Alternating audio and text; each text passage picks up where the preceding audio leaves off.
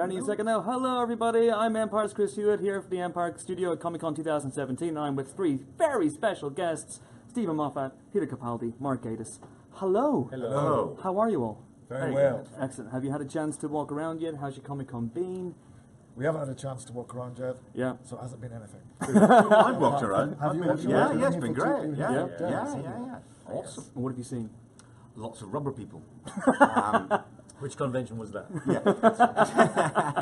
This is Comic Con. Okay. That's All right. completely different when We've you moved on now, haven't we? Yeah, moving on. I've seen a few doctors walking around Yeah, quite so a few far. doctors. You're looking forward to seeing, I guess you'll see a smattering of doctors. But Peter, you must have seen. I saw an awesome weeping angel.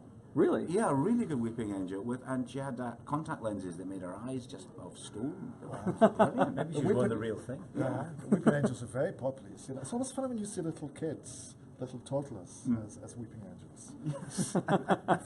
What have you done? I know, you've created this miniature monster. At that point, when you see a weeping angel, do you go up to them and go, Stephen Moffat, that's been pretty good. Ask for some money.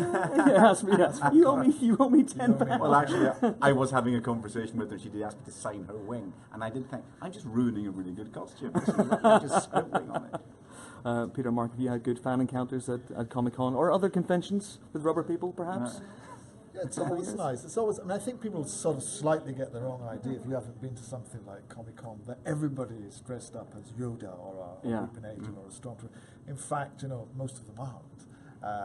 And in fact, here in America, there's a slightly. I find the fans of who come to these things are very smart and clever and witty. And aren't carrying their lives in a poly bag. That's us. That's us. Yes, we're carrying our lives in poly bags at the moment. It's always very nice. Yeah, they're very clever. What's it feel like this year? Because there's a sense of finality to the whole thing. Because The world, you mean? the world, I'm not sure if we're going to be around next time this year, but Enjoy this Christmas. if we make it to Enjoy Christmas. But obviously, this is your last time here as the Doctor. Yeah. No, well, I find it quite sad, but I'm very excited about Jodie Whittaker and Chris Chibnall, and I think all the great things they're going to do with the program. I'm a fan of Doctor Who. I'm really excited about what's going to happen in the future with the show. Obviously, it's sad not to be being the Doctor anymore, but I think there's that's always going to be sad. But there's a whole new chapter beginning, and I'm excited about that. And have you spoken to Jodie yet? I have. I spoke to her last week. Yeah, so that was very exciting. I think she's great. She's got such a great heart and wit and passion about her, and I think she's going to be brilliant. It was quite dangerous though because of the Bluevitch limitation effect. They couldn't actually. We couldn't be together. No. That doesn't affect the Doctors, as you would know if you'd watched this show. It used If, to. for instance, you'd been in an episode of Doctor Who with two Doctors, you would know that kind of thing didn't work. Intention, Gatiss. I've wiped it from my mind. I only remember my last adventure with them.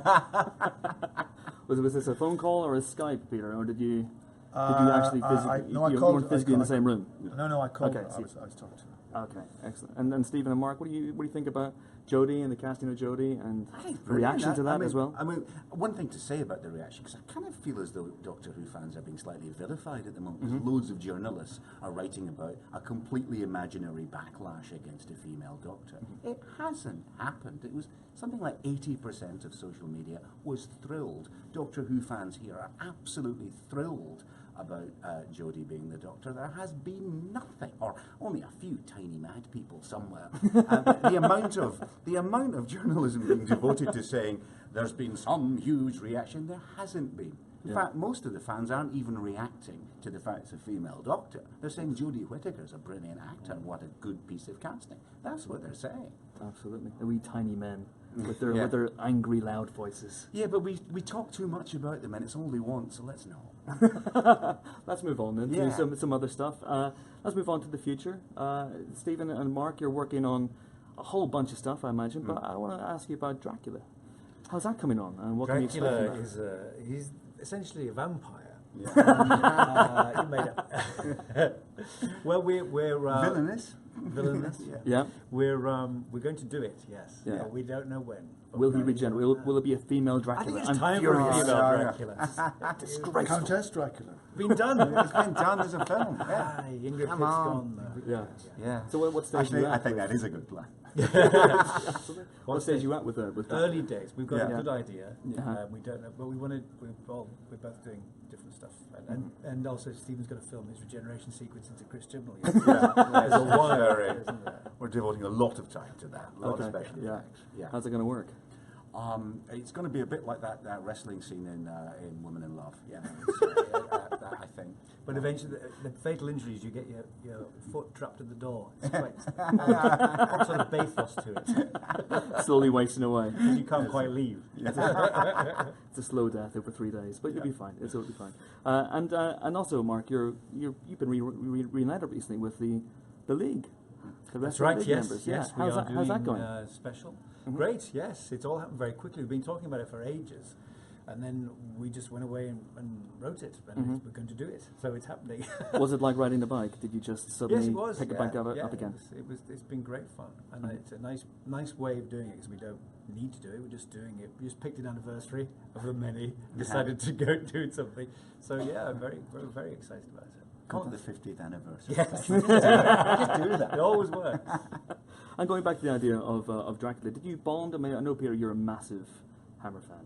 Yeah. Do you guys bond over over horror, over Hammer in particular? Well, I think Mark, one of the first big conversations we had was about one of my most favourite films is Dracula, AD 1972. And in fact, Mark very, very sweetly gave me this wonderful gift as I was leaving Doctor Who, which was the vinyl soundtrack of said film. Oh wow! Which I didn't even know you could still get. Wow!